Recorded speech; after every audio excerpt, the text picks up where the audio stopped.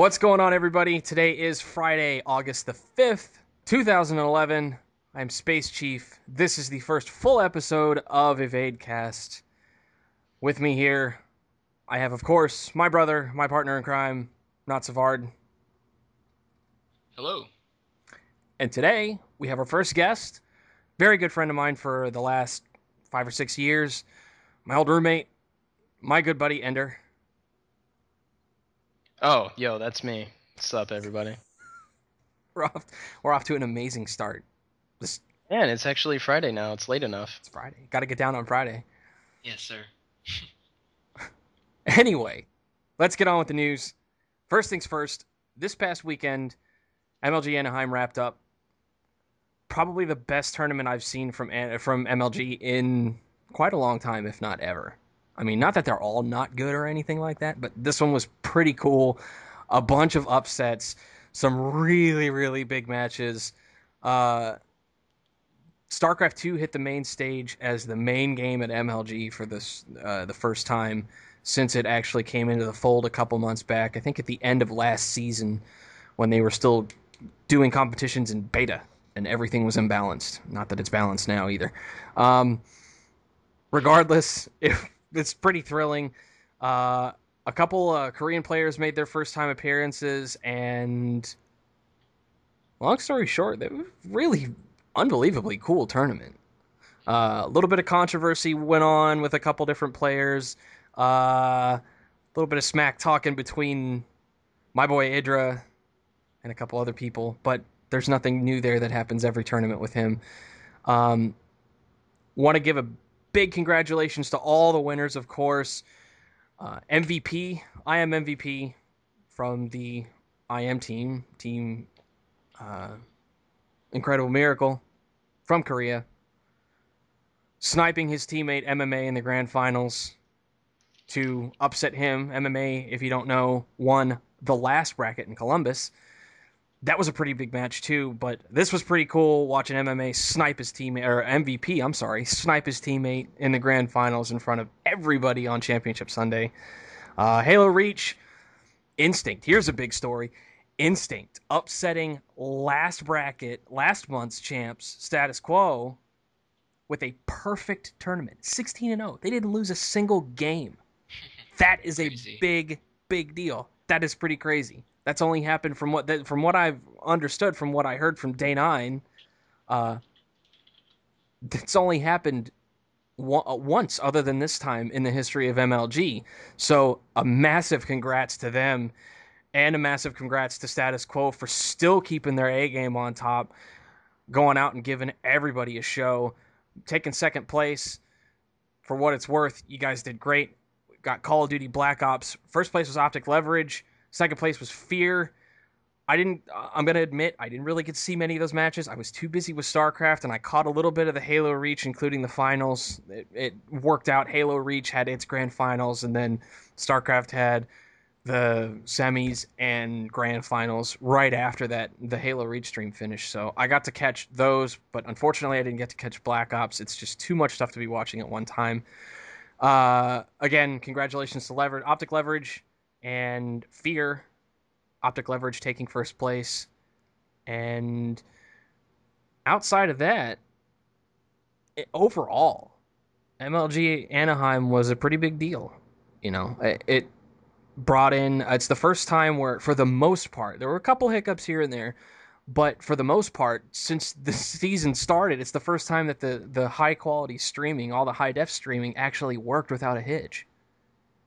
So it's a big deal for those of us that actually spent the money on the high def ticket like I did. I bought it 3 months ago, and I've been getting free tickets from them ever since, because every event that they've had since then, the stuff hasn't worked right. The high quality streams don't work, or something happens with the way the ticketing system went into account, and they just ended up, I think, last event in Columbus, they ended up just giving everybody a high quality stream, which was kind of upsetting, especially for those of us that paid for it, and then all of a sudden everybody else is getting the same thing that we actually spent money on. Regardless, MLG came through. They told everybody that ordered the stream that didn't get a refund that just wanted another ticket for a free ticket for the next event, they gave everybody their codes for this one that just happened in Anaheim, and we all got our stuff. Came out really good. I enjoyed it. The streams came in awesome and ultra quality. I had it up on my nice 24-inch high def TV on my right here, and it looked great from all four streams, I should say, because StarCraft has two because it's so big. Yeah. Oh yeah. Uh, really fun watching Day 9 and DJ Wheat, Husky StarCraft, and Mr. Bitters. I've never actually heard of Mr. Bitters before this tournament. I'm sad to say that. I know it's probably sacrilege in the StarCraft 2 community. I'm going to be shunned for it. But I liked watching him and Husky work together. It was pretty cool. Uh, any other comments any you two want to make about MLG this past weekend? Well, basically for me, it's my first time watching MLG. I watched a little bit previous before with a friend of mine, but this is basically the time where I watched it in depth. Really good commentary for the StarCraft 2 games. Got to watch Idra and Don Regu, some other good players from StarCraft 2. Really good games, especially because I haven't played StarCraft 2 yet. I actually only played StarCraft 1. But the commentary and the gameplay was very interesting and very fun to watch. And also the stream did very well, too. There wasn't much lag as well, no disconnections or anything like that. So overall, even though it was my main first MLG, it was still very good. Just watching it and listening to it and seeing all the good players. Yeah, Not Savard and I are actually planning. We live in Florida. Not Savard and I are actually planning to go to Orlando in October to watch that one live. This will be my fourth MLG in person. This is going to be his first. I'm pretty excited. I honestly can't wait to go. I haven't had a vacation forever, and for me, this is kind of the perfect little weekend getaway. Yep. Get to go watch everybody that we like quite a bit in person, possibly get a couple interviews to bring back for the show, maybe even get a couple special guests, knock on wood. We'll see what happens here. On top of MLG, that same weekend, that same Friday, that opening Friday was going on, GSL Code S Grand Finals for July went on too at like 5 a.m. on Saturday morning. And I'll admit, I stayed up all night to finish watching MLG's first day of streaming. And then I stayed up for another 2 hours and watched the GSL Grand Finals between I Am Losira and Nestea. And those are pretty sweet matches. Losira got 4-0'd in the end and gave it up to Nestea. Nestea, this isn't his first time winning a grand finals for Code S. But regardless, it's not like those matches were not close. They were very close through and through, and it was pretty thrilling. The tide, the momentum kept shifting back and forth in all of the matches. It's not like it was a one-sided thing where Nestea was just all over Losira and there was nothing he could do about it. I thought they were great. I think it was pretty cool. I'm getting into GSL enough to the point where I actually want to watch the matches because I like seeing what the international bracket is bringing into the fold for StarCraft. And it's just in general something that's pretty cool, knowing that a simple little game like StarCraft can be bringing in such a massive amount of popularity to the point where there isn't just a professional bracket in the United States. It's actually bigger on the international circuit. And the fact that GSL is going out of their way to bring in international players so that they can all compete on a world stage instead of just saying, let's take the top couple countries. Let's take the US and China and some of Europe and then South Korean players and throw them all into one bracket. They let anybody come in if they can make it, from what I've heard. And I think it's just awesome. Esports in general, professional gaming in general, is taking off very, very quickly with things like MLG being accessible to everyone who just wants to watch it whenever the events come out. You get community involvement from the actual game developers. Like Blizzard is so active with MLG, with StarCraft 2. You log into StarCraft 2 now and you see GSL advertisements on the news section. You see MLG advertisements on the news section with recaps and replays, things like that, where you can pretty much watch every match. And it's great in my opinion because it makes the pros, the guys that we watch play the games that we love on an amazing level, it makes all that stuff more accessible. It makes us want to play our games more, and not only play our games more, play them better. And it just brings everything, it brings the community tighter as a whole, as well as getting it larger at the same time. It's another level of interactivity, in my opinion. And honestly, when it comes down to video games are all about interactivity. Everything from the old school stuff going way back to just arcade games, where you went to the arcade not just to play games with your quarters, you went to go hang out with your friends and play video games with them as well.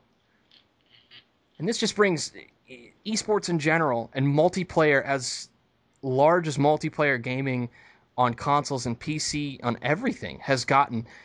It's a level of interactivity that it's a level of being social with people that's completely different than anywhere else that you can get in life.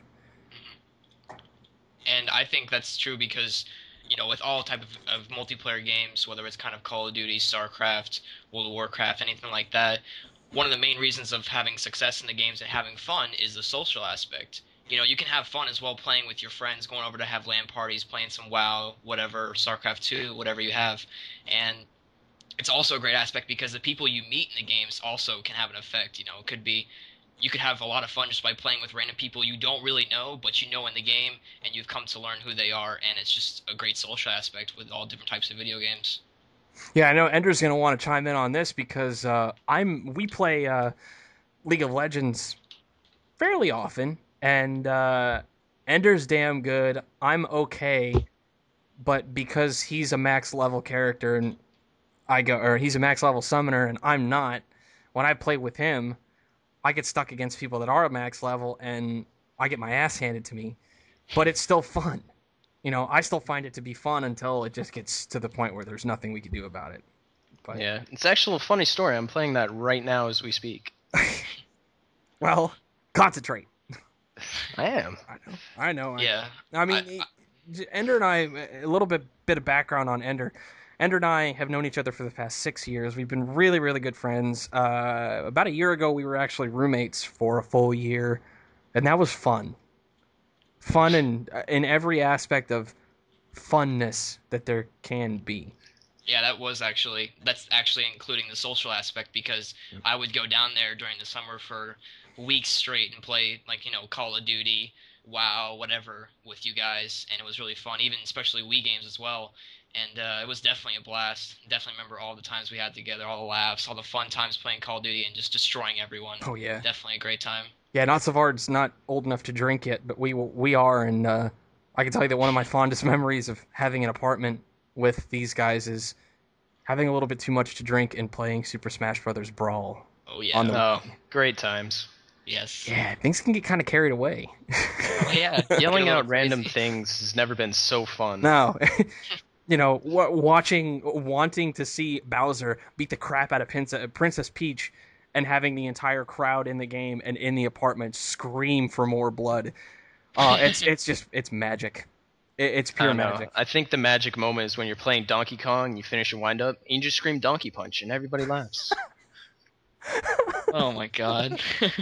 That's right. We went there. Get used to it. It's not going to change. Okay. Off of the SC2 and the esports subject, that's all set aside. Let's move on. Mm-hmm. Big news this past week. Blizzard finally opened their locked down mouths on the Diablo 3 beta. It's coming up very soon. Very, very, very excited about that. I've been waiting for it almost as long as I've been waiting for StarCraft 2. In fact, I hate to admit this, and when my dad hears this, because I know he's going to listen to this webcast, he's probably going to call me up and be like, "You're an idiot." I almost flunked my sophomore year in high school because of Lord of Destruction. So, yeah, I'm pretty excited to say the least about Diablo 3 coming closer. Uh, Diablo 3. Oh. Don't get me started. I'm gonna start giggling like a schoolgirl. go for it. Oh, That's what this and stream thanks is for for, man. Go ahead, giggle. Wear your schoolgirl outfit and giggle with your pigtails. and speaking of bringing up that Space Chief, if I ever flunk a class now or get a bad grade on the semester, he's gonna blame it on video games. So thanks a lot for bringing it Of up. course, yeah. No, no, no. Of course, That's all. That's what they always do. Just blame it That's on what the Big Brothers are computer. for, man. exactly. Yeah, I just ruined everything. he ruins my life. That's what he's here for. Well, beta's coming out. There's talk about it being in the next couple weeks here. Yep. There's been plenty of info released about it. We've seen every class at this point. We've seen that there's going to be a male and female version of every class. Um, let's stick away. Let's shy away from Diablo 3 as a whole, and let's focus specifically on the beta. What we're expecting to see out of the beta. Now, from what they released in the FAQ in the past couple days, you're going to be able to play every class. There's no word on if you're going to be able to play male and female, but you're going to get to touch at least some aspect of interactivity for the barbarian, the witch doctor, the wizard, the monk, and the demon hunter. They're introducing almost all the skills, if not all the skills, from what I understand, for all the character classes. Pretty cool in my opinion. It's gonna help Blizzard try and figure out what's balanced and what's not, because let's face it, every time they release something, and this is no offense to Blizzard because I know there are going to be a couple employees listening to this. This is no offense to the dev team at all, but whenever they release something, they get it like 95% correct, and then there's this one little overlook on something that is completely overpowered and imbalanced. But on the plus side of this, we're talking about Blizzard, who is they're probably the biggest, if not one of the biggest names in actual community communication. And listening to what people post and what people make a lot of noise about that's not right. And saying, okay, I can either see why you'd say that and here's why we disagree, or that's a good idea, let's bring that up in the next meeting and see what we can do to address that. So balance, despite the fact that it might not be on everyone else's schedule and as often and tight as everyone wants it to be, all the consumers want it to be, Blizzard, in my opinion, is still balance oriented. They don't just worry about their profits. They worry about how good of a game they're creating. And on a little side note here, I honestly think that with Blizzard as on one side, and on another side, you've got Valve, the big names in video games right now. I honestly think that if, God forbid, Pixar, the movie animation company, ever dropped out for some reason and just disappears for good, that Valve and or Blizzard could pick up in their places and do just as good, if not better. Yeah. That's just my opinion. I just from seeing cinematics that they've made over the years, it just seems like, especially Valve, if you're familiar with Team Fortress 2 and you've watched the Meet the Class videos, they've just progressively gotten better over the last couple of years as they've released them slowly, agonizingly slowly. We've only got one left though, Meet the Pyro, which we're probably not going to see. We'll probably see that with episode 3, so that's lost somewhere in the void of things. We got Meet the Medic, which was that by far the best one I've ever seen. Meet the Medic and Meet the Spy were my two favorites of all the videos. Meet the Sniper is tied for that first place, so those 3 are my favorites, and they're just done so well that if you look at it, in my opinion, if you look at it from a production standpoint, they could honestly just make a damn movie out of it and walk away with millions. Actually, I would totally watch a Team Fortress movie. I would too. I would too, yeah. Especially with the Valve writers, because whenever they make a video for something, I don't know what it is about that office. Maybe it's just because they're up in Seattle, and that's one of the screwy parts of the United States anyways, because it's always raining. But something in the water. It's something in the water. Whenever they come out with a video for anything, despite how serious they try to make it, there's always some funny shit that happens. Like, even the Left 4 Dead videos, when they release new content for it, it's either a really bad joke, really, like, too serious to the point where it's goofy, or something actually legitimately funny happens. But, that's a side note. That all that put aside, back to Diablo 3. Wow, we went really off on a tangent there. In the beta, we're supposed to be expecting all 5 character classes. We're supposed to apparently see Tristram Cathedral. Now, I don't know if nobody knows, probably, unless you work for Blizzard, in which case, shoot us an email with a little bit of a hint at evadecast1@gmail.com. If the act system that we saw in Diablo 2 is still going to play in here, and if it does, I think I like that. I liked the act system where it kind of separated the game into tiers, aside from, normal Nightmare and Hell difficulty. You've got your 5 acts, and it kind of made the story run together a little easier. It actually gave a feel that there's acts, there's chapters to the storyline. Now, a lot of people think Diablo 2 and they go, oh, it's a loot grind. And it is. And it's fun. And it makes your hands hurt from clicking so damn much. But that's what makes it fun. Hack and slash, the hack and slash platform on its own is just, it's fun. It doesn't require as much thought. It's something Diablo is something that anybody can pick up and play. StarCraft, you got to have a strategy. You got to know how to think. You got to be able to, plan everything out. Diablo, it's just pick it up and smash stuff with your friends. And how could you go wrong with that? Yeah, who doesn't like smashing stuff with their friends? Who doesn't like smashing their friends? Diablo. Say that again? I said, personally, I think a lot in Diablo, man. Do I really want to pick this up and sell it, or just leave it on the ground? Decisions, man. Ender is one of those people that will sit and stare at an item on the ground for 20 minutes before he decides what he wants to do with it. And then as he goes to pick it up, somebody else in the game will come by and snatch it up and then just take off. Oh, I hate that. It happens all the time, too. Don't think too hard, man. You might burn your brain out.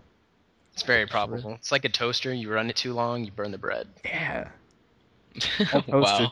Toast. Okay. Aside from Tristram Cathedral, we don't know how long that's going to be. If it could be an act long, like the Diablo 2 style act, where it'll take, if you play from start to finish, it might take 2 sittings to get through an act if you are just doing it the legitimate way and you're not being rushed and things like that.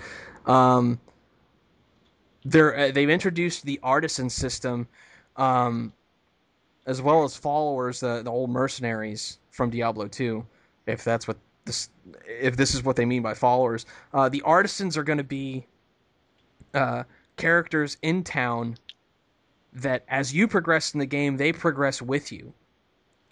And what happens is you can bring raw materials to them to make new armor and items and magical items and things like that.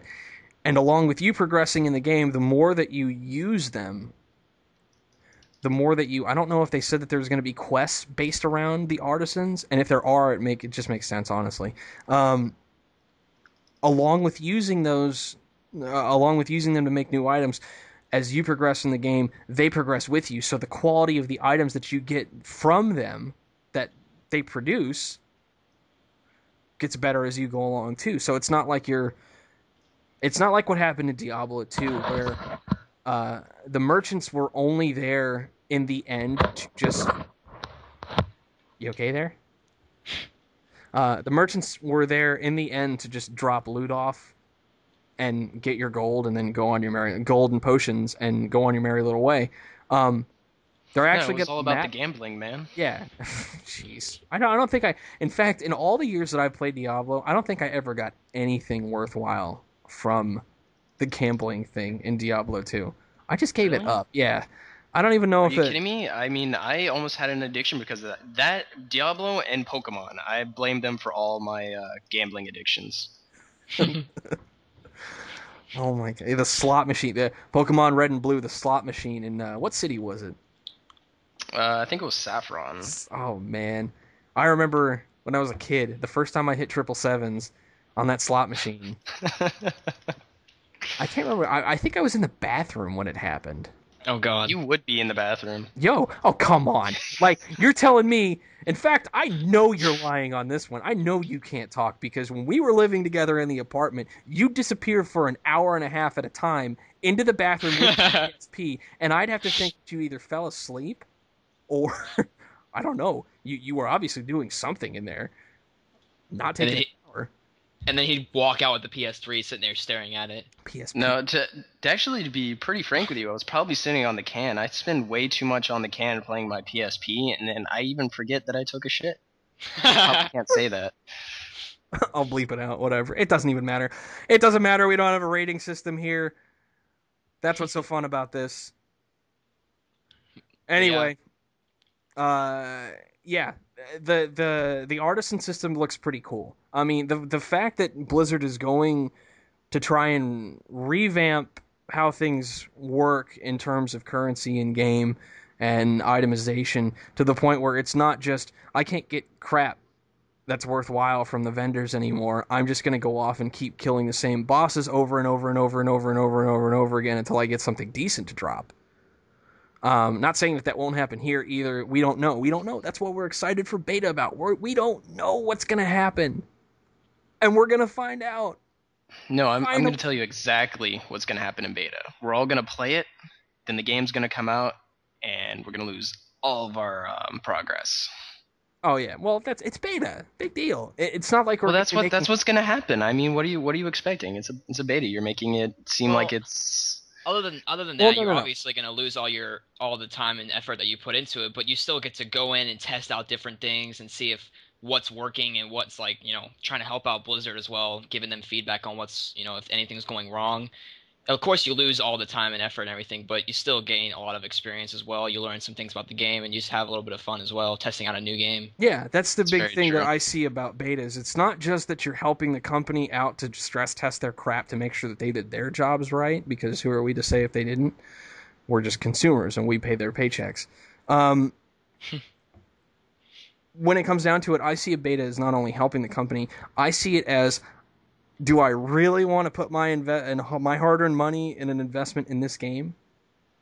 And I've played. There are multiple betas that I've been involved in over the past couple of years, which I shall not name by name, but they're god awful. Like I know exactly what you're talking about, though. Yeah.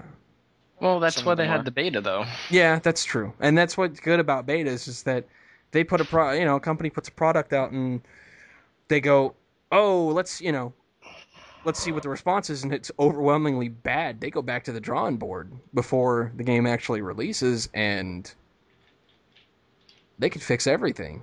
Mm-hmm. Or they can be like Square Enix and fix nothing. That's why Lord. I went calling there. Out 14? Yeah. 3.0, deal with it. Okay. Oh, anyways, let's not get involved in that, because Ender and I will probably end up at each other's throats. No, man, they messed up. They're trying to fix it, though. I'll give them credit for that. They are. God, I mean, when you throw out your entire development team because the response from the crowd is so overwhelmingly negative, you done goofed. Yeah. Okay. So, along with the beta, we already know that there's going to be each playthrough. Every time you load the game up, or every time you load up a character. I don't know how this is going to work. It's probably going to be every time you load into a game with a character. Just like the first and second Diablo.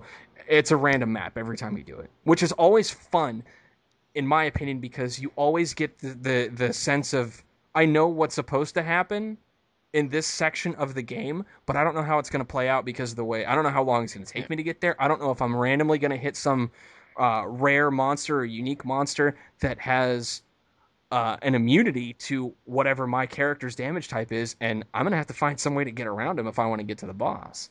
Yeah, and I mean, the way you look at it is you don't know what surprises around the corner. Every corner's a new corner now. Exactly. Which makes games fun. Gotta watch your corners. On a side note for this little subject, when you think about modern shooters, a lot of the complaints from the crowd, especially the crowd around Ender, you're in my age, is, we grew up with stuff like GoldenEye, where it was non-linear gameplay. It was kind of like an open box thing. You loaded up the level. It was the same crap every time, but you didn't have to do objective A to objective B in a line. You could go objective A, and I'm going to dick around on the map for 45 minutes and do something stupid or nothing at all, and then I'm going to go do objective B when I get sick of this level. No, what I really loved about games like GoldenEye that you don't see anymore was really all the cheats that they had in there. You could switch it to Big head mode, paintball mode, big head mode, invisibility. Oh, invisibility was the greatest because there was one level if you picked it, you couldn't go any further because the guy you were supposed to meet up with couldn't see you. Oh, that was dedication right there. Oh man. Well, there's that. Now that we've got linear gameplay in pretty much everything that we do, with the exception of stuff like World of Warcraft, games whose selling points are being a sandbox style game like Grand Theft Auto and Saints Row, things like that. What's the other one that came out for the 360? It was a 360 exclusive. Wait, it's a sandbox? Yeah, it was not Shadowrun. Something like that. I don't know. You're a cop or something like that. Oh, it's like futuristic. Crackdown. There you go. Yeah. Games like that. A scary trend that I've noticed in recent games is there's almost no RPGs coming out. Everything's almost a first-person shooter or a sandbox. You would probably know that better than I would, because you actually work in video game retail at the moment. I haven't worked video game retail for a number of months now, so I'm a little bit out of the loop, but not so far out of the loop to the point where I don't know what's coming. I have my news sources. A lot of them come straight to my cell phone, so sitting at a gas station, not on the motorcycle, sitting at a gas station. Let's put it this way: what was the latest big hit in the RPG world that you've heard about? Catherine. I don't know. Is Catherine considered an RPG? That is totally not an RPG. It's actually a puzzle game. It's a really good game. It's made by what's his name? Tensai Shin Megumi, something like that. He does the artwork and his storylines in his games are always really great. The guy who did Nocturne. Yeah, and Digital Devil Saga. Oh yeah, Shin Megami Tensei. Yeah. Whatever his name is. Yeah, well, he's foreigner. What do you expect aside from good video games? Yeah, but I guess you got a point there. Now that MMOs are such a huge part of the market, and there's such a big revenue bringer in her, for lack of a better term, you don't really see. I wouldn't say any, but I would say very well put together and well done. RPGs. The latest ones that kind of came out was they had White Knight Chronicles and Final Fantasy. Those are the only real we got Dragon Age 2, but that was awful. You can't even really call that much of an RPG. Actually, that's the big thing. You don't really see any turn-based RPGs. Everything's going for that active combat style. That's nowadays. Probably a better thing to say. Because, I think with the popularity of things like Dragon Age, like Mass Effect, like, what else? I don't know. I think that's the point, that we ran out of ideas. But yeah, you're right. The traditional turn-based thing has really not seen much of a refresh at all in the last, 5 years, with the exception of maybe a reboot of Final Fantasy Tactics or something like that. Advance Wars, from what I understand, is going to get a reboot for the 3DS, which I'm kind of excited about. I played the first Advance Wars on Game Boy Advance. Yeah, and actually, that was fun. Speaking of revamps, that's going to be pretty exciting. Did you ever play the Zone of the Enders games? No, I never did, and you were on my butt about that a couple times when I was at the apartment, but I just never got around to it. Yeah, a real gem. Unfortunately, not a whole lot of people got to play it. I mean, some might have played the first one if they were fans of Metal Gear, but giant mech fighting game, really amazing. And they're actually revamping it up to next-gen console standards. Oh, cool. I heard they're doing that with Armored Core, too. We're supposed to get a revamp of the Armored Core series that's Oh, I'm excited for that one I as tell you well. what. I tell you what. Let's save all this for the end of the show because we've got a segment at the end of this episode dedicated to quarter 3, quarter 4 predictions for this year. The holiday season coming up. We got a lot of huge releases on the ticket, so let's save all that for the end. Let's go back to Diablo 3. Let's finish up what we're talking about with the beta.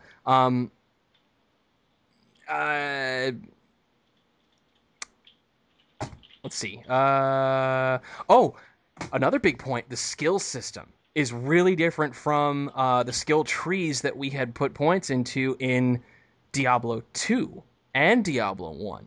Everything now is you get skills, kind of like how WoW works. You get skills at a certain level, but the big thing is now you can modify your skills to have different abilities with, I don't know if they consider it runes or some kind of enchantment. You basically enchant your skills to produce different effects as well as their original effects to make them stronger or to make them make a single target ability into an AoE effect or extra nature damage, extra fire damage, things like that. There's videos. There's I'll put a link up to if you really can't find it on your own. There's something wrong with you.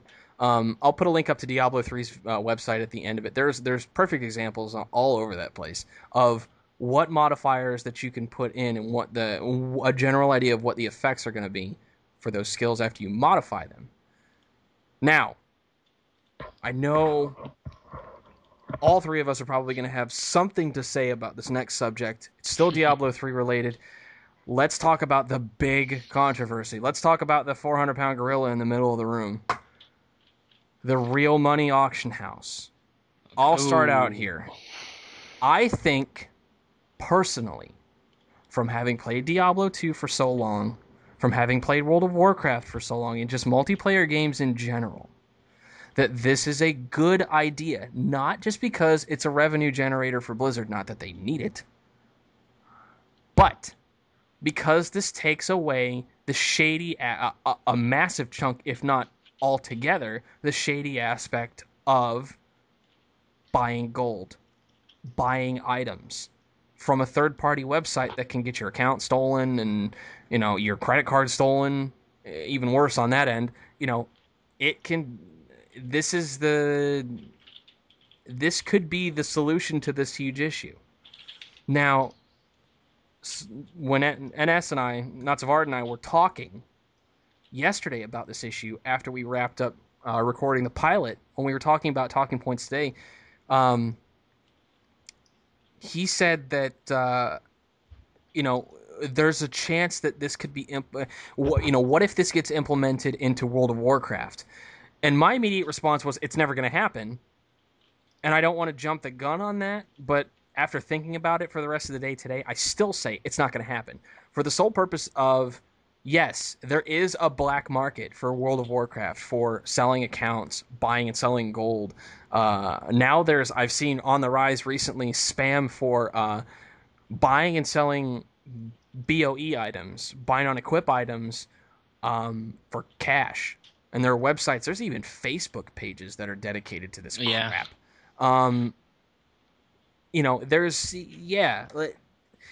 There's that aspect, and I think that's going to be there for WoW just because of how big it is, even if they implement something like this into the auction house. But I think they're going to do this with Diablo because Diablo was synonymous with this. It was like... When you think about Diablo 2 Lord of Destruction, you go into any chat channel on Battle.net and you instantly get spammed for like 5 years running now, if not longer. Because I remember playing, my freshman year in high school, like 8th grade, I think I played. And I remember going on Battle.net and I saw this crap happen all the time. Whereas you'd be in chat trying to talk to people, trying to get a game together, or trying to sell an item, or trade an item to someone, and you'd get spammed out by the bots that are trying to sell items for cash. This, I believe, is the solution to that issue. But I don't think it's going to be implemented in other games. At least, I hope not. Yes, Blizzard is a company. Their point on this entire real money auction house thing, as well as every other product that they put at us, to make money, They're a business. That's what they do, as well as providing some of, if not the best video games on the planet. However, I don't think they'd sink that low to put that on everything, to make microtransactions something that keeps a franchise alive. And when I think about it from the Diablo 3 aspect, I really don't think that microtransactions are the selling point for Diablo 3, because it's just an added aspect. It's not like these free-to-play MMOs that thrive and survive on the microtransaction market, where you can play, but you can only get premium items if you buy them, or you buy a subscription or things like that. This is everybody needs to remember that Diablo 3 is not like that. Everything that you can get in that game is available without purchasing it with real money. And it's the same thing with Team Fortress 2, because I hear this about TF2 all the time. With the exception of keys, everything that you can get in the game without spending real money on, you're able to get with money, and vice versa. If you want it sooner, you can drop the money on it, but you don't have to.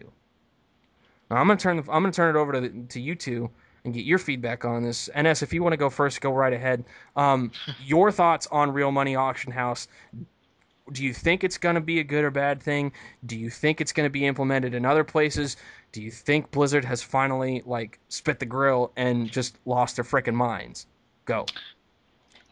Basically, in my mind, some of you guys may be watching this from my own channel of YouTube. I am a gold maker, and I know how to make money in games, and I've been doing very well at it, and I know how to do specific tricks and stuff like that to make a lot of money. So you might be thinking, in my mind, this is a good thing for me, so I can possibly make some money in Diablo, but really, I think it is a good idea.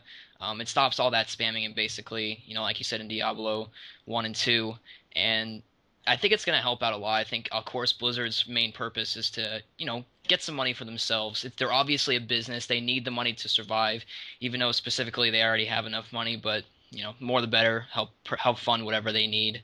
And I've heard a lot of people argue about how, it's going to be bad. People are just going to sell items through the auction house through real money. And if that's the case, if everyone gets in Diablo and starts selling stuff through real money and tries to get real money out of it, no one's going to be buying it. And if there is people buying it with real money, try to get yourself in there. Try to make some money. Try to make up money so you can pay for those WoW fees, pay for those other game fees, pay for whatever kind of real life stuff that you need personally. And if it gets to the point where not many people are buying it using real life money, which it might not get to that point, but if it does, then it's going to go back to gold. A lot of things are going to be sold through gold. So a lot of people are really overreacting to this. It's a benefit to some players. If you don't want to buy items using using your money, then don't do it. It's an option that you get to choose. And I think with it coming to other games, I don't know if it will come to other games. I think actually if Blizzard put it into World of Warcraft, it'd benefit me and a lot of other players, but it would also piss off a lot of people, And so I don't know if they'll bring it into WoW, but I think if it's very successful with Diablo 3, they may use it in upcoming games in the future, just to help out players. If it's really successful and a lot of players like it, they might bring it out in the future for other games. So that's basically what I think about it. It's not much, and I remember you talking about the how they're actually trying to buy BOEs in World of Warcraft, Yeah. and I find it funny because I've seen some of those actually, and a lot of the websites is funny because, for instance, there's a new raid out, and the best in-game BOEs you can buy right now, they're selling them online for like $250.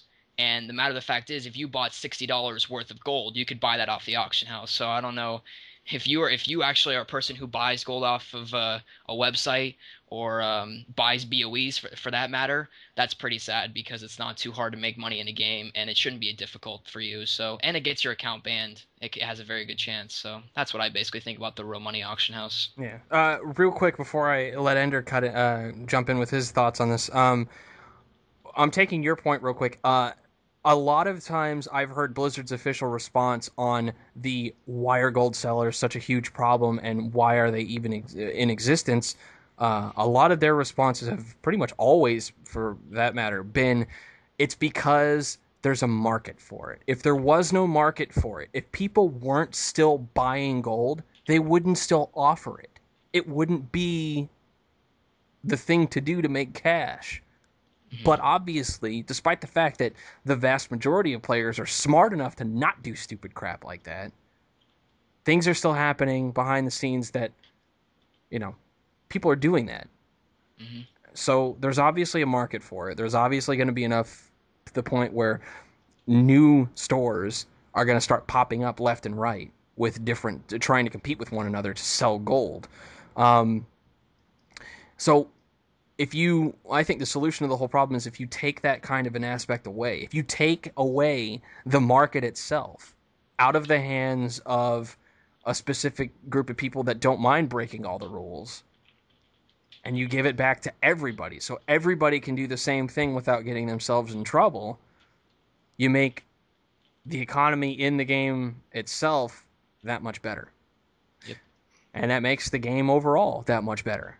We hear a lot about people like Swifty or like pro gamers like Idra in Control, Naniwa, a bunch of everybody in pro gaming, all the public figures in the gaming world that aren't developers that make a living off of making videos on YouTube.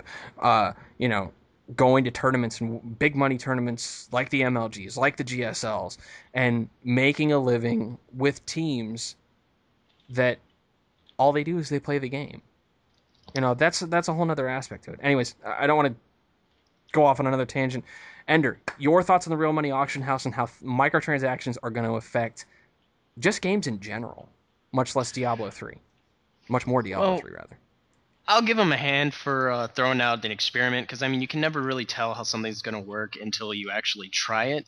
But I really don't think this is going to go off too well, because basically what you're going to see is like a 1940s mafia. The Blizzard is basically going to become the corrupt government, and your gold sellers are going to be the mafia. Throwing their wealth around just out in the open. They don't have to hide. They're being completely legit as far as the government's concerned. Because let's face it, Savard, you should actually have really good knowledge of how this works. Is that when a market is very easily accessible, it's very easy to control. So basically, all they have to do is just dominate the market, and they can control how much gold is being sold for. And you can only get so much gold yourself, and so it eventually becomes inflated, and whoever's not spending money isn't making enough gold to compete with people who are spending money. Yeah, that's a really good point. I didn't think about it from that perspective. I'm curious to see what Blizzard's response to that would be, actually. Um, what happens when the people that are controlling the market for gold selling and item selling for World of Warcraft decide that they've got a new plan to control the entire economy on Diablo 3? The Well, entire microtransaction economy. What happens well, then?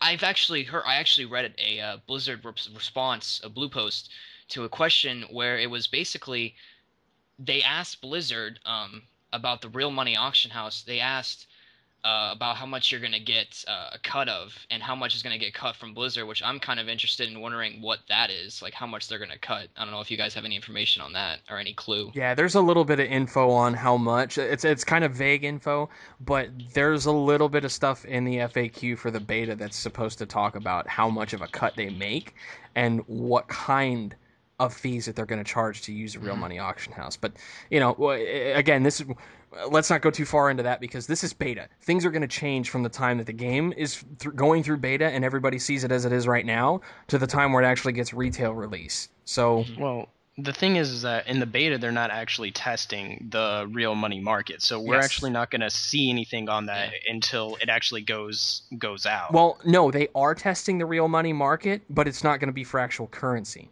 Well, then that doesn't work. That's like trying to gamble with your friends using poker chips. Let's be all honest. You always have that one idiot who goes all in because he doesn't, because that's not money that's physically representing, am I going to eat tonight? Am I going to be paying rent? It's not real money. To him, it's just, they're poker chips. That's true. That's a good point, too. Well, any other last comments on the real money auction house before we move on to our next topic? One more quick one.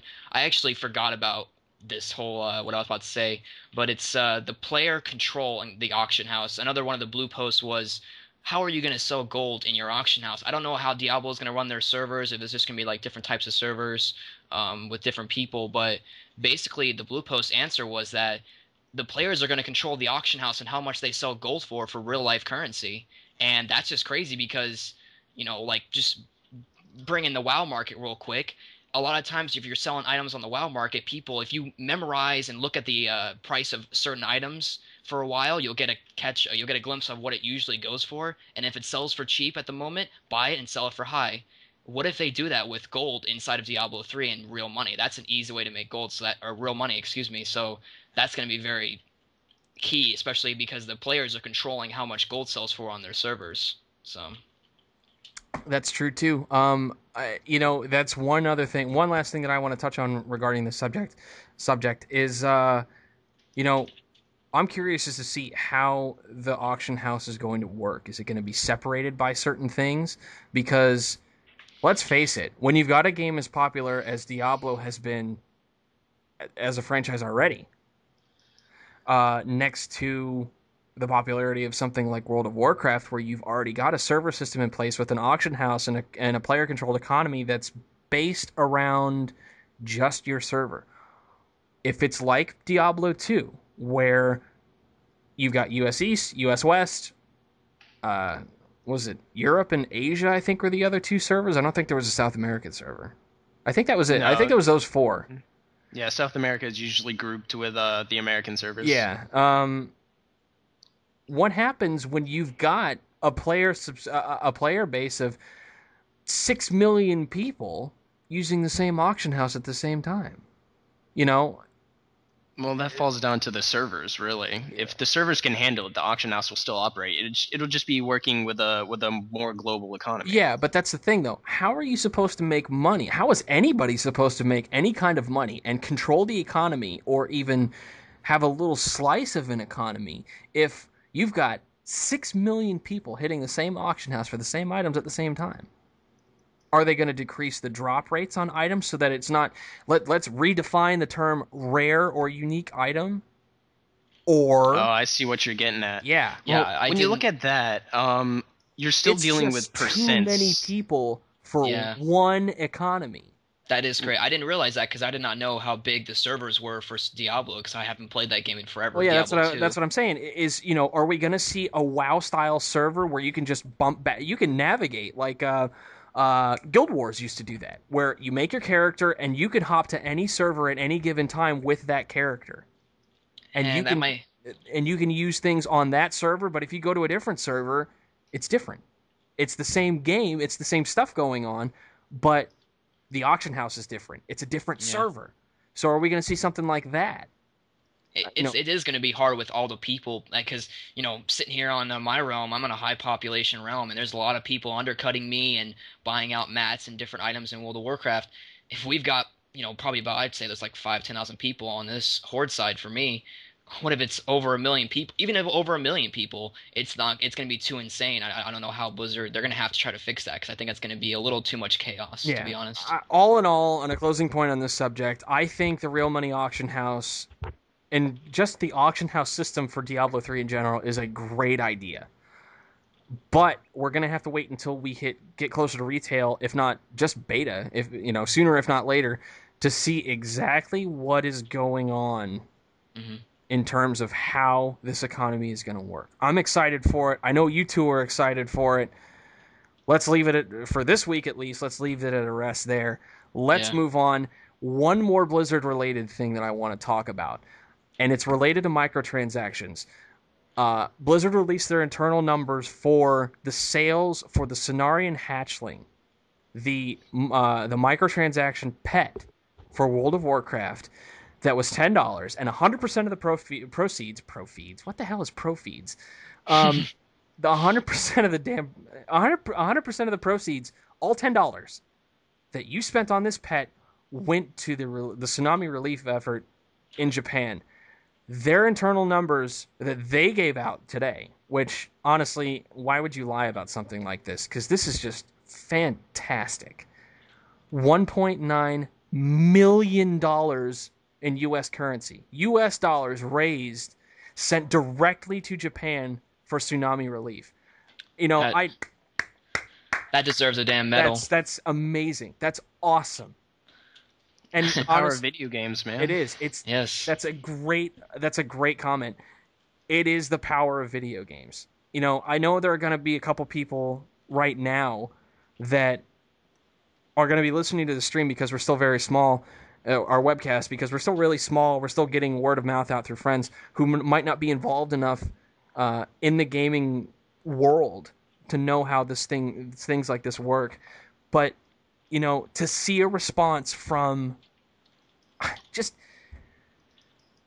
what did they say? It was 910,000 of these things were sold or something like that. I don't remember. I don't Some have the crazy amount. Yeah, it was some crazy number of these pets sold, and every bit of the proceeds goes to charity.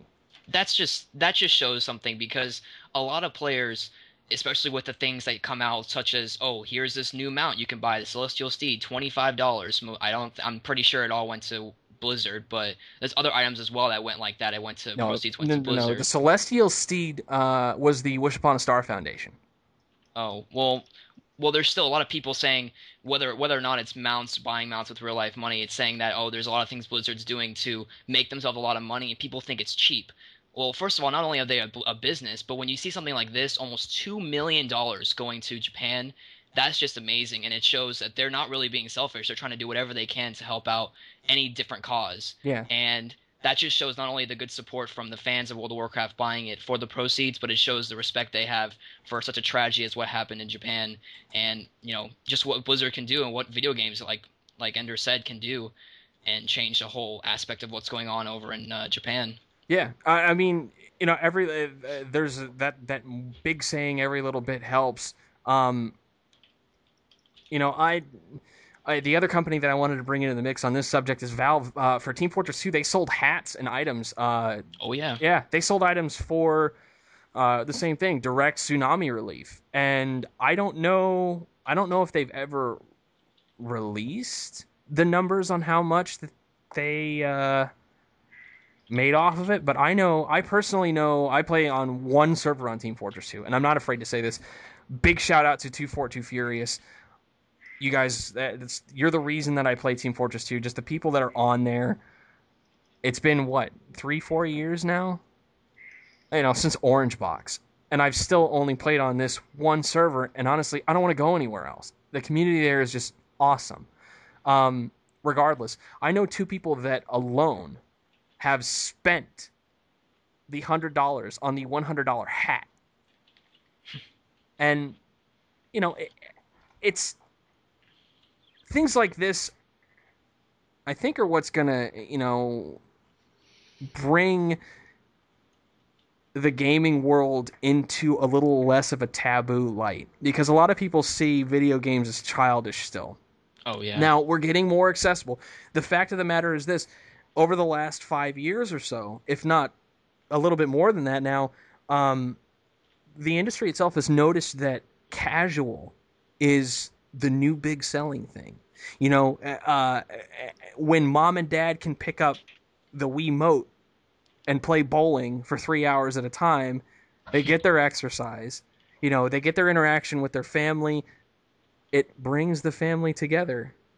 Yeah, and it's amazing because that's the new selling point, and that's pretty cool. It's starting to get there, but I think things like this, things like the donation drives, yes, it sucks that it has to come into play when a major world disaster hits, but it's a statement to the rest of the world when things calm down that, look at what the gamers can do. Look at what this group of nerds has thrown together to show that we're not just focused on video games and nothing else. We're focused on what's going on else too. We're regular people. And I honestly, I want to put in real quick before you continue on. I think that could be a great topic for a webcast episode. The fact that how it's evolved from people thinking, oh, video games is just mindless 12-year-old kids shooting zombies' heads off, to interactive social fun and being able to do these amazing things like the Japan donations. Yeah. So I think that'd be a great idea because that's just a huge subject we could all talk about, and it has changed a lot. Video games has changed a lot of things. It's changed people's minds, the way they think. But still, some people think, oh, video games is just mindless, 12-year-old kids cursing at call other kids in Call of Duty. But no, it's not really actually. It So is, I and think that's that's a still pretty great. funny. But Well, Yeah. actually, what's really funny is that a lot of people aren't realizing is that a lot of the gaming kids, the generations, they're getting older now. They're becoming adults, and you're actually starting to see a lot more adult themed games. I don't know. Have any of y'all actually heard of this project? It's the do believe it's called Red Light Center. oh yeah, Yes. yeah, I've heard little whispers here and there about this, and not my thing. I'm kind of straying away from it. I'll let you take this because you know more about it than I do. All right. Well, just for any of our listeners who don't know what the Red Light Center is, it's actually a project that's going on to make an adult-themed game for the Xbox Kinect. Oh jeez. It's yeah, it's you can see where this is going pretty quickly. um, but basically, it's in its beta stages from what I've heard. It was actually really funny. I had a customer who came in today. He was rather old, Jenna, must have been at least 50, and he was sitting there talking to us about it. It was pretty funny. But it's going to be really interesting to see what it is because we're going to end up looking at really third-party developers taking technology from our mainstream gaming and turning it into a whole nother culture. Like when you look at stuff like Second Life and stuff like that. Yeah, that's a really good point. Second Life has pretty much turned from a Second Life thing to a virtual sex simulator. I mean, every time I Okay. hear every time I hear anything about Second Life, it's got something related to people screwing on this stupid game. That's very true, but okay. That aside, something on a brighter side to take from Second Life is what you're really seeing is that you're seeing digital. I can't look at find the word. Taking digital stuff that's not really there, and it's creating its own real economy with real money. People are actually selling people digital houses and property. Yeah, I mean, the cool kind of thing about that, a little side note about that is I remember watching an episode of CSI where that was the theme around an actual real life murder was that a bunch of the clues to what happened took place in a game. They didn't say Second Life, but it was Second Life. And Oh wait, it's I kind think of I actually saw that one. yeah, and it's kind of cool to see that you're getting this kind of a response from Hollywood about how video games are. I'd hate to break it to anybody that might be in big Hollywood listening. Not that I think that there is, but you guys are gone in terms of the entertainment market. Video games are going to kill you if they haven't already. That is true. Yeah. Interactive entertainment is entertainment. It's real entertainment. It's not. I love sports. Not Savard and I know. Not Savard and I are massive hockey fans. I'm not going to go too far into this, but watching and doing are two different things. And if you can watch and do at the same time, I mean, who doesn't want to do that? Yeah. Anyway, Like you got something to say? Yeah, like I know exactly what you mean by that. It's just the like the whole thing about gaming and how it is, watching games and also playing them as well. It's so much fun. There's so much endless amount of things like you said about the Hollywood type thing, how games are taking over. It's true because yeah, you have the mindless zombie killing games, but you also have the interactive games, you have the MMORPG, just a huge list of them that just can go on endlessly and you can always find something new to play that's always very very entertaining. Yeah, on one last side note about the subject, and then we'll move on. There's, I know of two people now who have found their two people. I know at least one of these two couples is listening. Hi guys, that have met their significant others, their wives and husbands through video games, and it's a successful, healthy marriage. I remember back when the internet was starting, when AOL was still the big thing that made the internet accessible to everybody at home, where people thought that online dating was like meeting somebody online was going to get you killed, and it still does, yeah. But, people with social networking becoming as big as it is, Facebook took over the world. Google Plus is probably going to take over the universe. Um, the new way to meet people, the new way to break through social boundaries as an individual, like if you're too shy and things like that, is to meet someone on the internet and then talk to them and play a game with them or just chat with them for hours on end. Because for some people, that face-to-face interaction is what makes them go crazy and just lock up. That's true. But if you meet someone and you're able to talk to somebody for hours and hours and hours on end, especially, I've always thought that a relationship that starts where a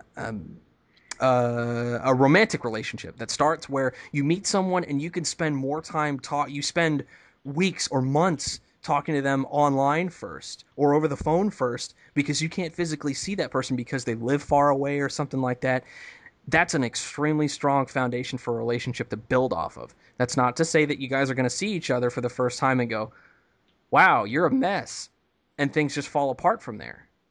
But more often than not, that's not what happens. You learn so much about a person as an individual when you just talk to them first, instead of going and seeing who this person is face to face. It's a different aspect of the human psyche, I guess, and it's a different way of it's that side door. It's the door on the side of the house that you can go in if you forgot your key to the front door, and or your key doesn't work because I don't know, you're shy and you lock up in front of new people. Regardless, video games have pretty much taken that door, ripped it off the frame, and put a nice big set of French double doors there. Well, Because it's not to accessible be to everybody now. well, not to be Captain Negative over here, but I mean, there's also a bit of a dark side to this. It's actually something you can kind of see happening in Japan already.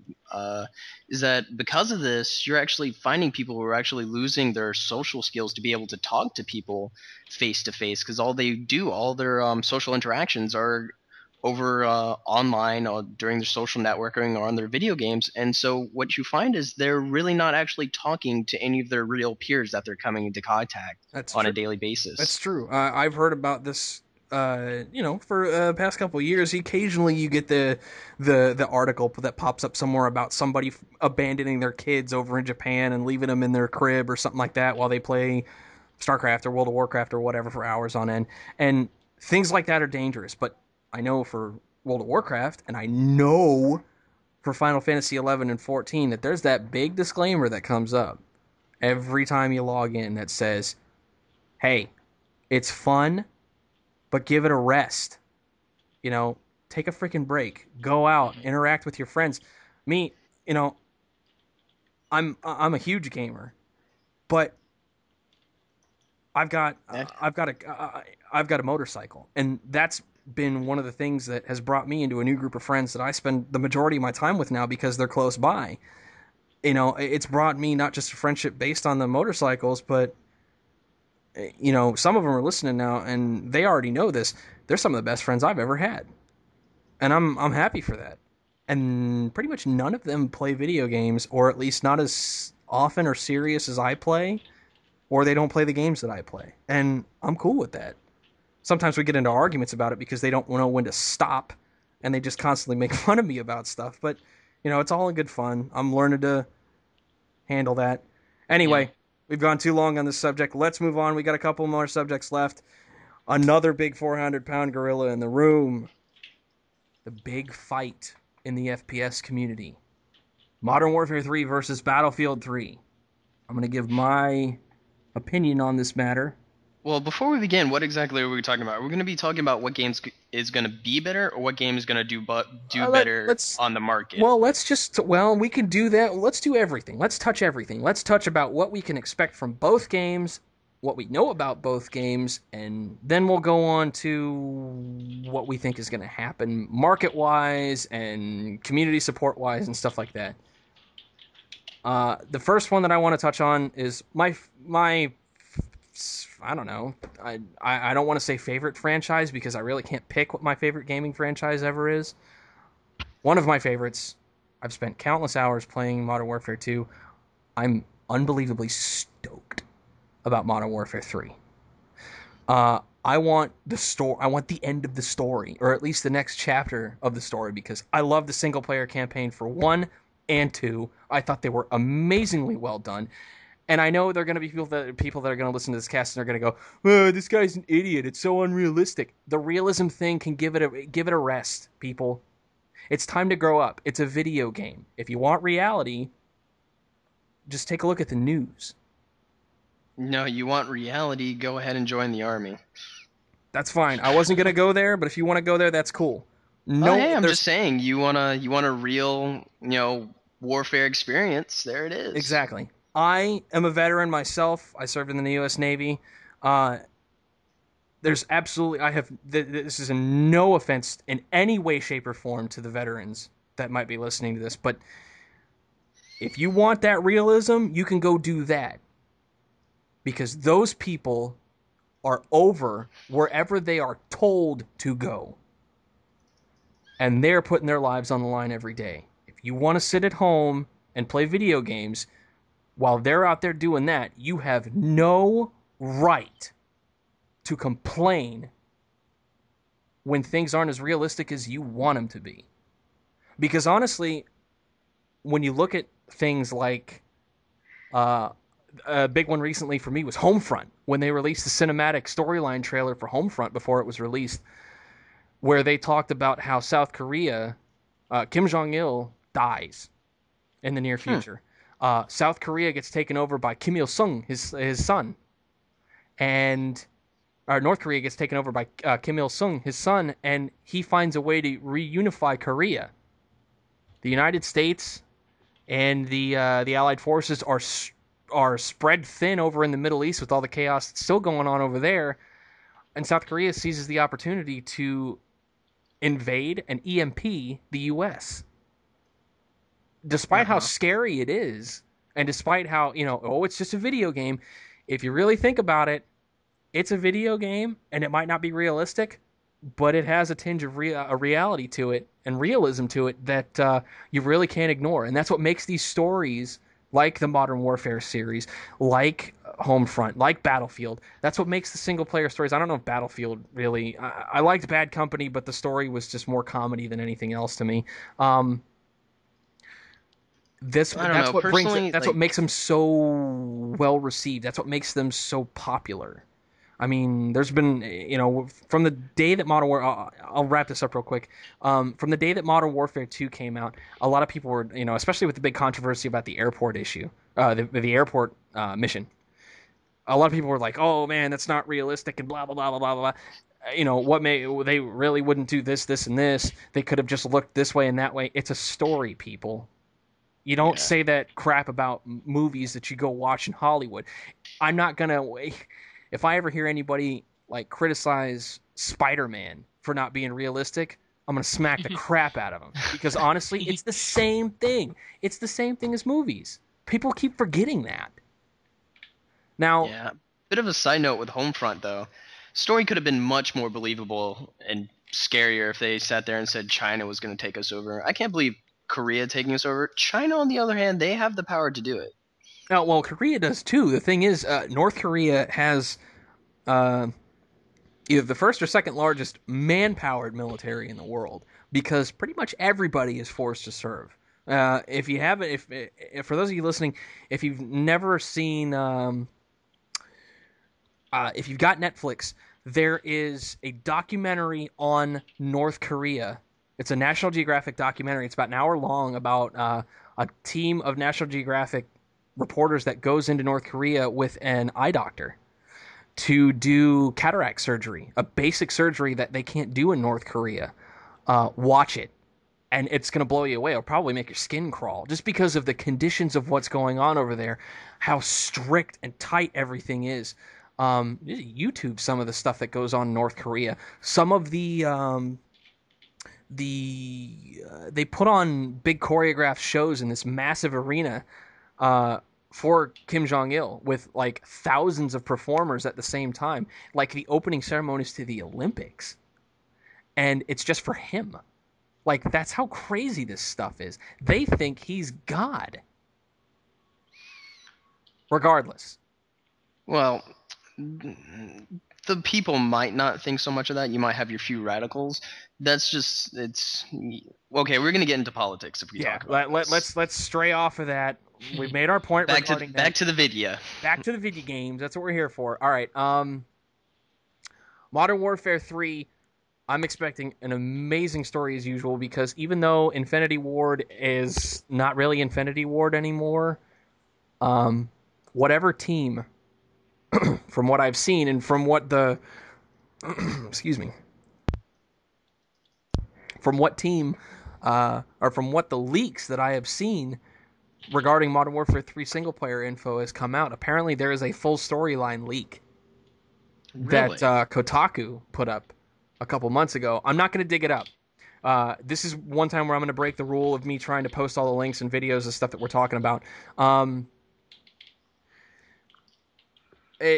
I don't want to spoil it for anybody, but there apparently is a full single player storyline leak. And from what I've read, I spoiled it for myself because my thought process is, okay, if it's true, it's still good. If it's not true, awesome. It looks damn good. Like, they tied in all the storylines from the first two games flawlessly as usual. And I can't wait to see it. One of the big selling points for Modern Warfare 3 is the fact that it's the same engine. A lot of people have been complaining about this. They don't know what the hell they're talking about because they probably play on a console. That's right, I went there too. Modern Warfare 3 runs amazing on my rig that I have right now. Or Modern Warfare 2 runs amazing on the rig that I have right now. If it's the same engine, I've had so many problems with Black Ops.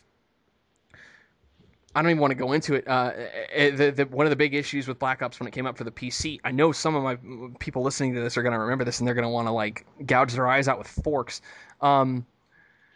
When multi-core was a huge issue, the multi-core rendering, not video rendering, multi-core rendering for actions in the game were so bad at launch for Black Ops that the game was unplayable for most people for the first month. Because if you didn't have anything above a triple core processor, it just didn't want to render the right way. It didn't want to process any of the inbound or outbound data the right way, and it made everything lag to the point where it was unplayable. Not just this sucks, it's laggy, it's wow, I can't do anything. It takes 10 minutes to get into a game because all the menus freeze up. If I remember correctly, what ended up being said from Treyarch was we ported the game over from Xbox 360. Xbox 360 is built on an IBM triple core processor.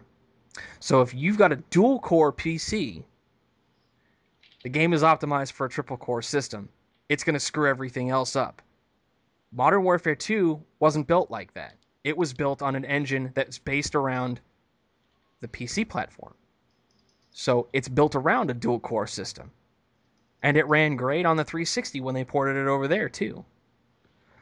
But the fact that they're using the same engine for Modern Warfare 3, while a lot of people are complaining, which honestly, shut the hell up. Big deal. It's not new technology. It's a new game. It's new content, new story, new multiplayer maps, new everything. You don't need it ground up every single time something's released. I think it's going to be awesome. And on the same hand, I'm going to touch on Battlefield 3. I played Battlefield 2, a decent amount. I was never really good at it. I always had a lot of fun playing with friends in high school, occasionally. But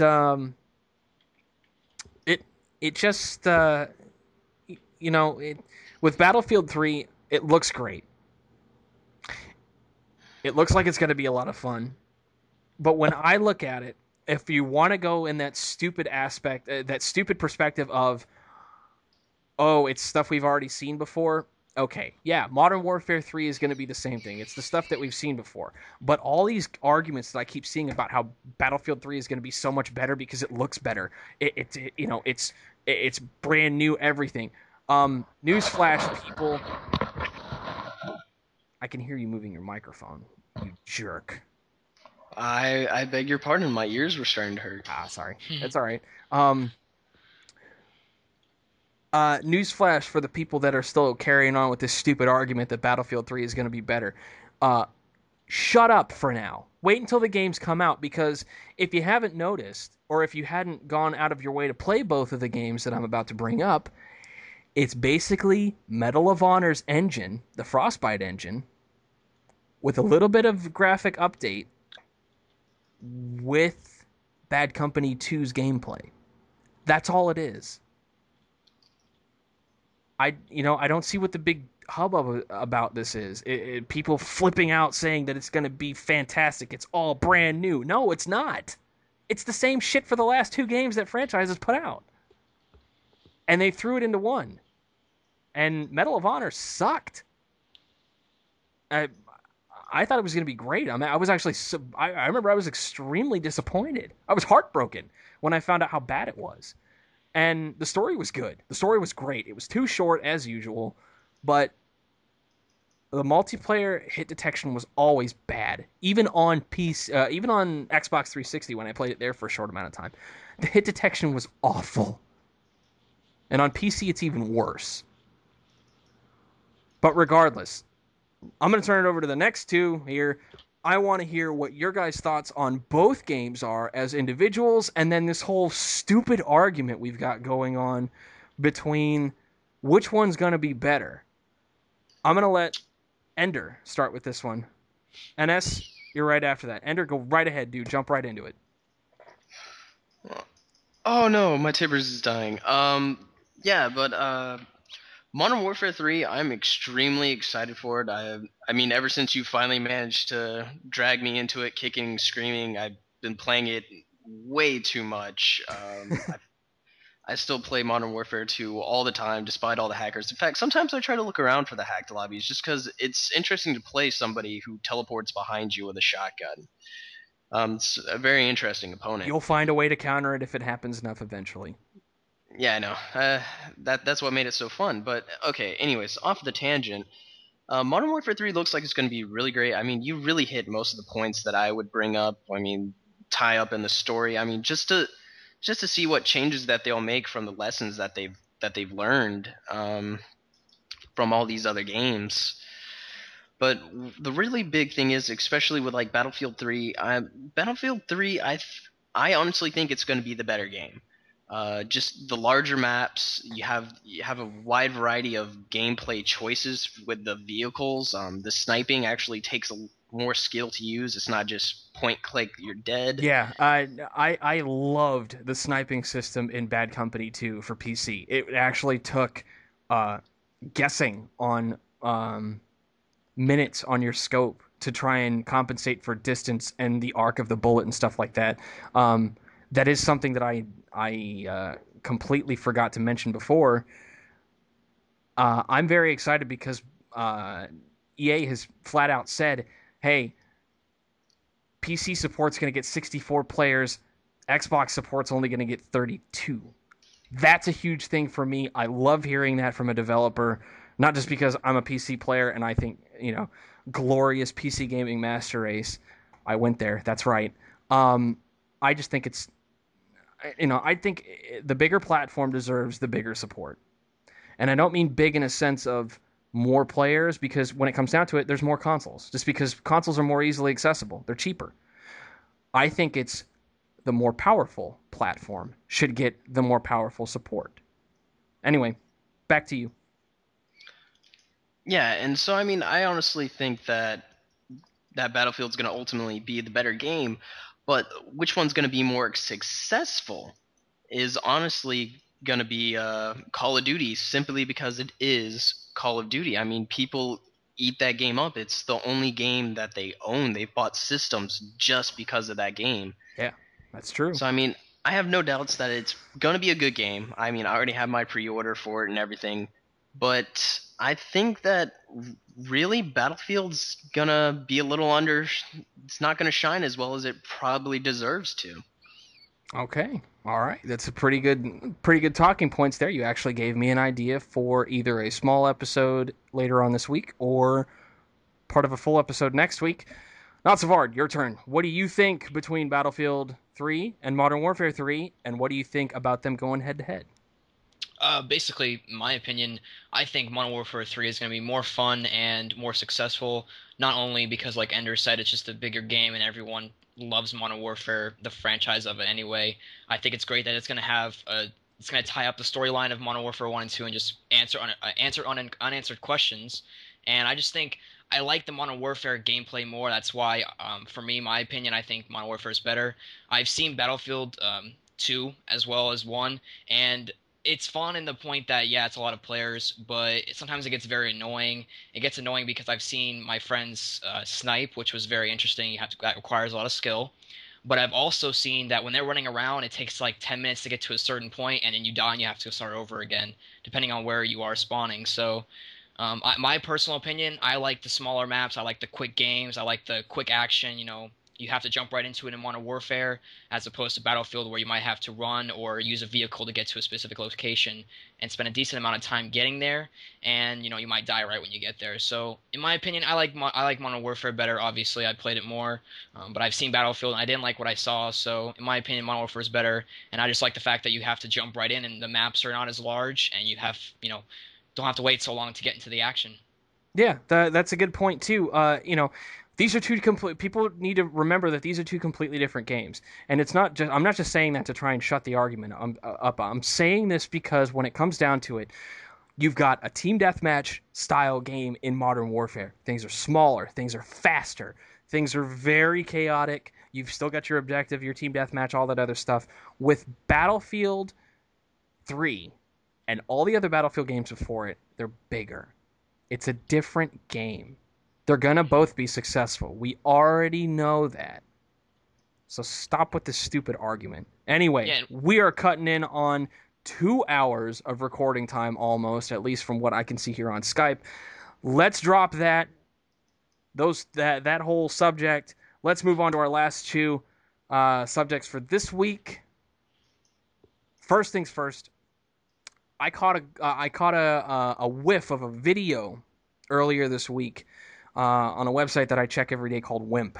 If you haven't ever been to WIMP, it's really, really cool. Go check them out. WIMP, WIMP.com. I'll post a link to it in the bottom of in the description section. Every day, 365 days a year, 7 days a week, they post 4 to 5 videos. Really interesting stuff. Everything from science to funny stuff to video games to social issues, things like that. Even episode like lessons, the thing I caught them doing recently is moral lessons that you can get from Star Trek. How about that? I caught a video from a company, an Australian-based company that does graphic design for video games. Their name is Euclidean. Euclidion. Shut up. This is a PG-13 show. Basically, everybody who's got a little bit of internal knowledge on how video games work is going to know that graphically video games are built around polygons. Now, the limitations on video games are due, graphically anyways, are due to the fact that when you make a polygon item, you have to basically fill in the distance between the lines on the polygons with detailing.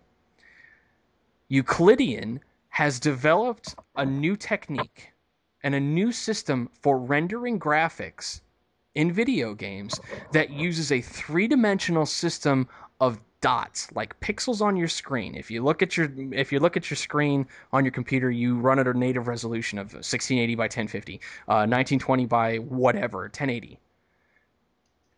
Basically, what this does is it takes that kind of thought process and it puts it into 3 dimensions instead of in a flat plane, a 2D plane. Instead of using polygons to make up items, it uses dots, pixels, atoms, whatever you want to call them. And it renders individual dots and brings them together to make an image. Infinitely detailable. Because with polygons, you've got a mathematic limitation. This, you do have a mathematic limitation, but it's how many dots can you squeeze onto the screen in one item? Like, you can detail a hand grenade with 10 trillion of these dots. Now, my big concern with this is, how are modern video cards and video processing units going to be able to handle rendering this many dots? Hmm. Is it going to cause an issue? Or, because it's a dot, is it just going to cause things to run a little bit quicker? Because it's not much more data to render. It's very small. There's just a large number of it. You know, as hardware goes along, as we move into the future, you know, hardware's getting more and more powerful every day. But these things, from what I understand, this new engine for graphic rendering is built on the workstation video card platform. It's not your typical video card that you can go into Best Buy and buy for your PC.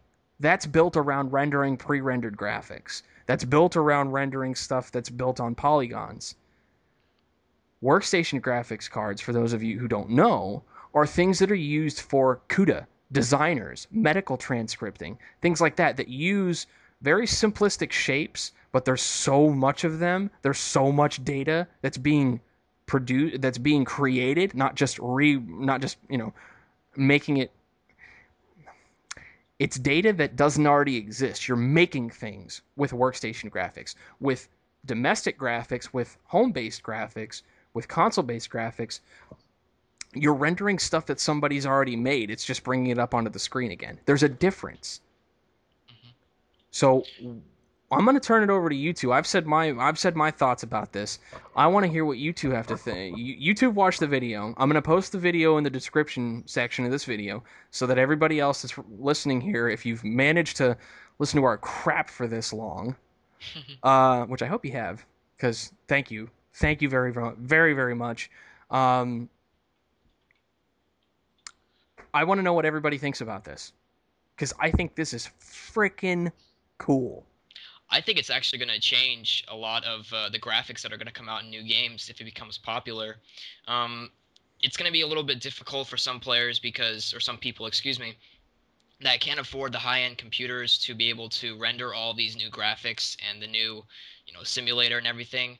I think it's going to be hard for them to afford stuff like that, but you have to advance your computer and stuff like that. You have to be able to do that, and I think it's going to be great, bringing out great graphics like Battlefield 3. I forgot to add, it's just Battlefield 3, one of the huge things is the graphics and how it's changing, and they're not using this new thing, but they're still changing their graphics, which is a lot of people like that. So I think it's going to affect a lot of the graphics. It's going to affect a lot of people's mindset on upcoming games, whether it's, they can't actually play it because of how hard it is to render.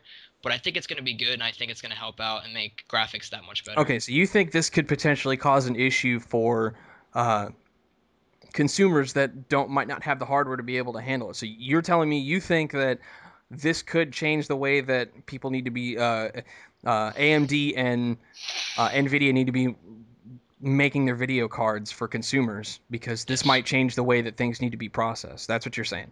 Yes. Okay, cool. Ender, your thoughts. My thoughts. What am I thinking? Well, basically, What are you thinking? many things, many things that would scare your mortal minds. No, but I think this is well, first off, I don't even know. I mean, it's a really great advancement. It's really, I mean, I watched the video. Please, seriously, guys, watch the video. It's incredibly beautiful. This is freaking cool. And it really has its ups and its downs. I'm kind of scared about it, really, because I mean, when you look at it, you see with these giant pushes that you have a lot of games concentrating all of their funds in making things look beautiful, and you end up seeing decays in other very important aspects in your storylines, your gameplay mechanics. Hmm.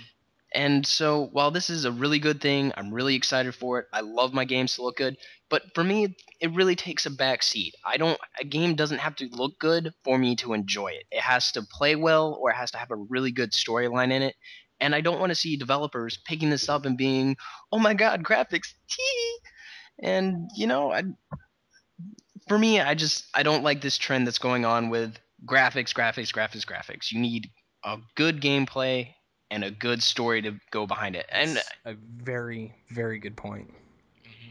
Yeah, I'd rather personally have, a medium graphic type game with amazing, gameplay and, multiplayer and also storyline than have great graphics and that kind of shitty game. Perfect example, World of Warcraft. World of Warcraft looks great. Don't get me wrong, but there are so many times where I hear the argument against World of Warcraft is that the graphics are dated. Guess what? There's enough content in World of Warcraft to keep okay, we lost 900,000 subscribers. I heard 900,000 is the new number. 900,000 subscribers since the last time they released their internal numbers on subscriptions to World of Warcraft. Big freaking deal. That's still like, what, 10 million people? If not, okay, 9 million, whatever, 8 million, whatever. That's still 8 million people playing this game actively. Even if it's 5 million. Big deal. It's still And 5 million people that are paying $15 a month to play a game with dated graphics because guess what? What's in the game, aside from the graphics, is what's keeping these people there. yeah, and you have to add the fact that it might not be, of course, a huge chunk of the 900,000, but it's a small amount of it. Most of it, a decent amount of it is people who actually take breaks from World of Warcraft. I know all of my friends that play World of Warcraft have taken breaks at some points. One of them is taking a break right now. He's been taking a break for 3 months, but he'll be back very soon. So a lot of people are just taking breaks. Maybe they're trying a new game out, which usually turns out they come back to WoW anyway. So it really won't affect it in the long run. Okay, all right, I can see that. I can respect that. And on that note, let's get off the graphics. Two last things to talk about before we're done with the first insanely long episode. and now all the Real- episodes from here are just going to be like 10, 15-minute clips. Hey, shut your mouth. Shh, no, they won't. Okay. Last thing I want to get to before we get to the video of the week. Quarter 3 and Quarter 4 expectations for 2011 for the gaming industry. Not just sales. What do you think we can expect to see content-wise? What kind of big announcements do you think that are coming down the pipe? Because I'm sure a lot of people listening to this haven't realized it yet, but holiday season's coming, people. It's the big time of the year next to E3, I think, for the video game industry. So I'm going to leave this up to you two. I'm going to stay out of this one. What do you guys think is going to be big? What do you guys think we're going to hear for You can Quarter go 3 first, and Andrew. Quarter 4 of 2011? You mean like as in games that are going to be What that they do you might think? announce? Yeah, what do you think might get announced? What do you think is going to flop? What do you think is going to hit? What do you think might not get as much popularity as it deserves? Well, I know right off the bat, one thing that's got me giggling. I'm not sure if anyone else has noticed it. I just found out about it maybe a couple days ago. Was that they actually announced a new Kirby game? Ah, Kirby. Hopefully that'll get a little more news because I mean, Epic Yarn, great game. Actually, really pissed me off with the art direction. With Yarn, I know some people were pleased with it. I personally was not very satisfied. A lot of people had to deal with my gripe on that. But this one, at least from the little clip that I got to see, is that it's taking a step back to its older roots. What was the one on the N64? It was Kirby Adventure, I think it was. Yeah, Kirby's. I It don't was remember. Kirby I know what it is. 64. I can That's what it actually, was. yeah, I can picture in my mind the art on Yeah. the cartridge. It was but- Kirby 64. That's what they called it. It was very simple. Yeah. Basically, it's going back to those roots. You know, you're doing all your great stuff, inhaling things and stuff like that. One actually neat thing that I saw, this I thought was absolutely amazing. When you're sitting there inhaling stuff, you inhale a whole in the clip. He inhaled a whole bunch of objects, and normally inhales like one enemy, shoots out a star. Yeah. Sits there and inhales all these things. He's walking around all big and chunky, and he shoots it out, and it's this massive star. And I was like, that is awesome. Like a big old shotgun blast. Yeah, and apparently he's got it looked like he had some super move that he could bust out on occasion based on what power he had.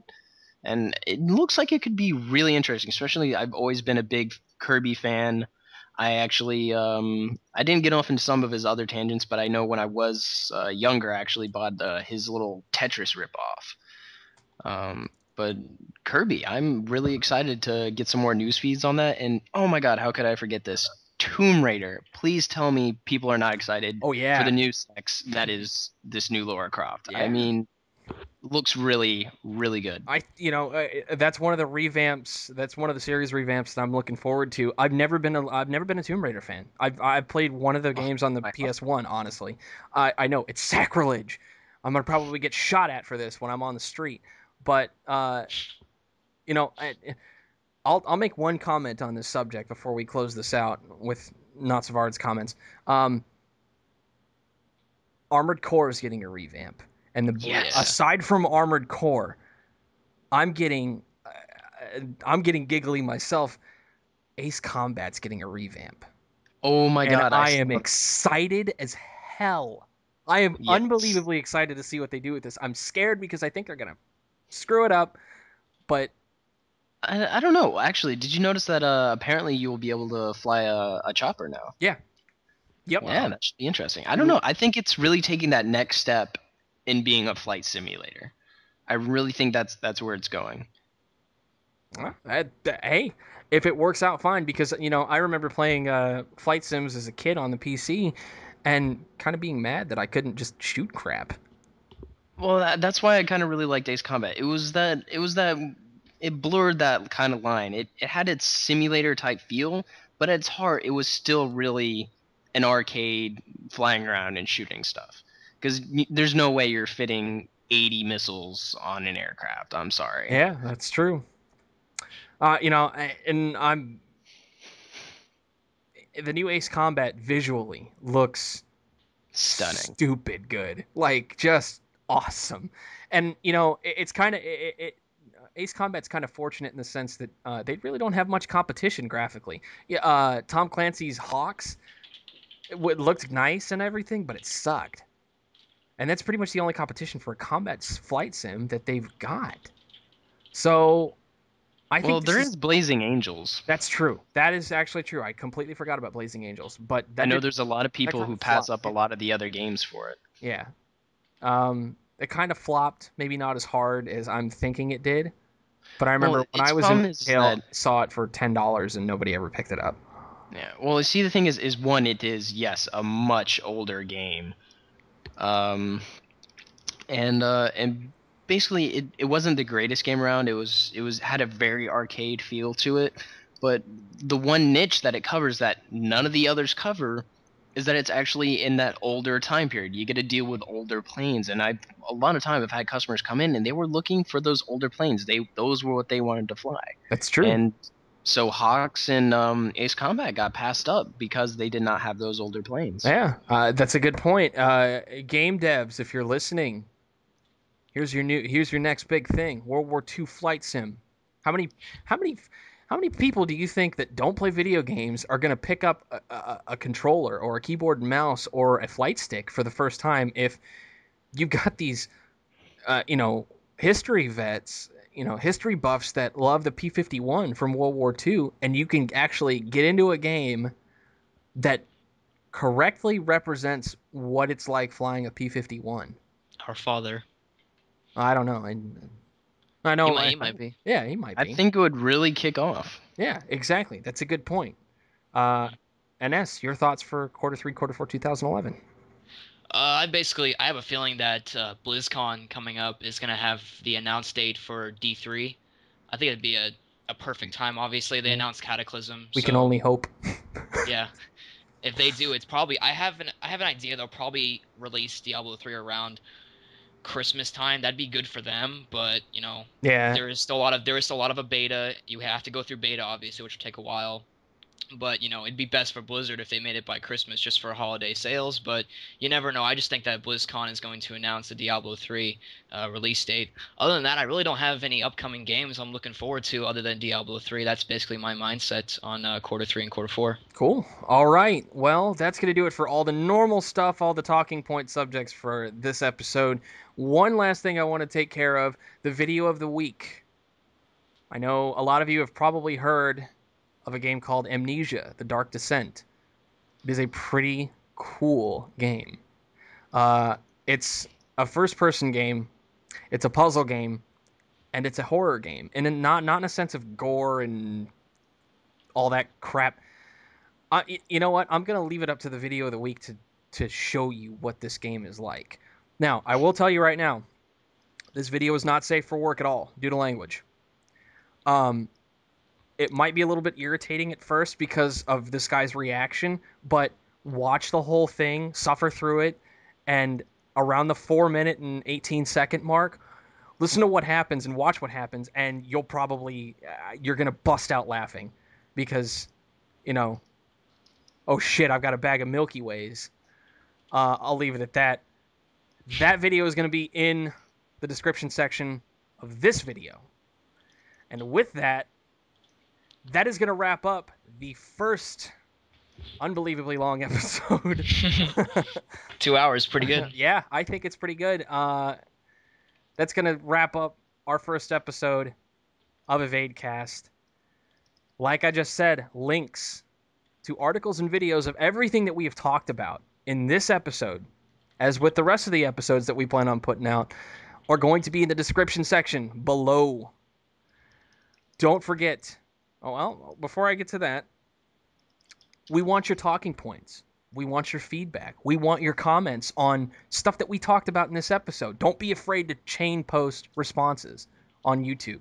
Or, better yet, send us responses to our email address, evadecast1, the number 1, all one word, EVADECAST, the number 1, at gmail.com.